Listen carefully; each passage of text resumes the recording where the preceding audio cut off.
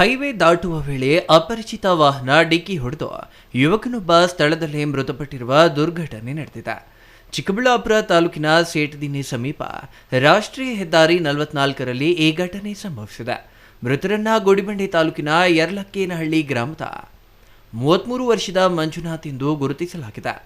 ಮಂಜುನಾಥ್ ಕೂಲಿ ಕೆಲಸ ಮಾಡಿಕೊಂಡು ತಾಯಿ ಹಾಗೂ ಹೆಂಡತಿ ಜೊತೆಯಲ್ಲಿ ಜೀವನ ನಡೆಸುತ್ತಿದ್ದರಂತೆ.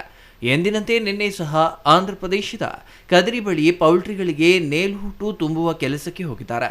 ಇನ್ನು ವಾಪಸ್ ಚಿಕ್ಕಬಳ್ಳಾಪುರಕ್ಕೆ ಬರುವ ವೇಳೆ ಊಟ ಮಾಡಲು ಸೇಟದಿನ್ನಿ ಬಳಿ ವಾಹನವನ್ನು ರಸ್ತೆ ಬದಿಯಲ್ಲಿ ನಿಲ್ಲಿಸಿ ಸಮೀಪದ ಹೋಟೆಲ್ನಲ್ಲಿ ಊಟ ಮುಗಿಸಿಕೊಂಡು ಮರಳಿ ವಾಹನದತ್ತ ರಸ್ತೆ ದಾಟುವ ವೇಳೆ ವೇಗವಾಗಿ ಬಂದ ಅಪರಿಚಿತ ವಾಹನ ಡಿಕ್ಕಿ ಹೊಡೆದಿದೆ.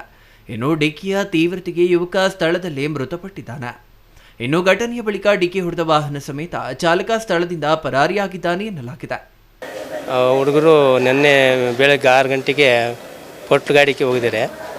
6 ಗಂಟೆಯಿಂದ ಕೆದರಿನ ಗೋರೆಂಟ್ಲ ಹತ್ರ ಲೋಡ್ ಮಾಡ್ಕೊಂಡು ಬಂದು ಇಲ್ಲಿಗೆ ಬಂದರೆ 10 ಗಂಟೆ ಮೇಲೆ ಆಗುತ್ತಂತ ಸೇಟದಿನ್ನಿ ಹತ್ರಗೆ. ಅಲ್ಲಿ ಗಾಡಿ ನಿಲ್ಲಿಸಿ ಈ ಕಡೆ ಬಂದು ಊಟ ಮಾಡಿಕೊಂಡು ಆ ಕಡೆ ಹೋಗ್ತಾ ಸಹಿತ ಅದು ಆಕ್ಸಿಡೆಂಟ್ ಆಗಿದೆ ಸರ್. ಅವ್ರಿಗೆ 31 ವರ್ಷ ಇದೆ.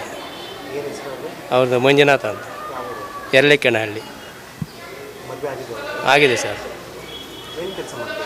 ಎಲ್ಲ ಕೂಲಿ ಕೆಲಸನೇ ಸರ್, ವ್ಯವಸಾಯ ಏನಿಲ್ಲ ಅವ್ರಿಗೆ. ಅವ್ರ ಅಮ್ಮ ಒಬ್ಬರು ಇದ್ದಾರೆ, ಅವನು ಒಬ್ಬನೇ ಮಗ. ಅವ್ರಿಗೇನು ವ್ಯವಸಾಯ ಏನಿಲ್ಲ ಸರ್. ಅವ್ರಿಗೆ ಬಡವರು, ತುಂಬ ಬಡವರು ಅವರು. ಹೌದು ಸರ್. ಫ್ಯಾಮಿಲಿ ನಾವು ಸರ್.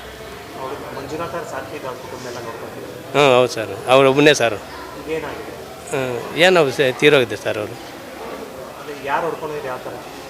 ಅದೇ ಗಾಡಿನ ಯಾವುದು ಸಿಕ್ಕಿಲ್ಲ ಸರ್. ಅದು ಅವರು ಜೊತೆಯಲ್ಲಿರೋರು ಆ ಕಡೆ ಹೋಗಿ ನೋಡಿದ್ರೆ ಇದಾಗಿದೆ ಅಂತ ತಗೊಂಡು ಬಂದು ಇಲ್ಲಿ ಹಾಸ್ಪಿಟಲ್ ಸೇರಿಸಿದೆ. ಈ ಘಟನೆಯು ಚಿಕ್ಕಬಳ್ಳಾಪುರ ಗ್ರಾಮಾಂತರ ಪೊಲೀಸ್ ಠಾಣಾ ವ್ಯಾಪ್ತಿಯಲ್ಲಿ ನಡೆದಿದ್ದು, ಸ್ಥಳಕ್ಕೆ ಪೊಲೀಸರು ಭೇಟಿ ನೀಡಿ ಪರಿಶೀಲನೆ ನಡೆಸಿ ಪ್ರಕರಣ ದಾಖಲಿಸಿಕೊಂಡು ಮೃತದೇಹವನ್ನು ಮರಣೋತ್ತರ ಪರೀಕ್ಷೆಗೆ ಚಿಕ್ಕಬಳ್ಳಾಪುರ ಜಿಲ್ಲಾಸ್ಪತ್ರೆಗೆ ರವಾನಿಸಿದ್ದಾರೆ. ಇನ್ನು ಆರೋಪಿಯನ್ನ ಪತ್ತೆ ಹಚ್ಚಲು ಪೊಲೀಸರು ಕ್ರಮ ಕೈಗೊಂಡಿದ್ದಾರೆ. Thoudanahalli Ramesh, CTV news, Chikkaballapur.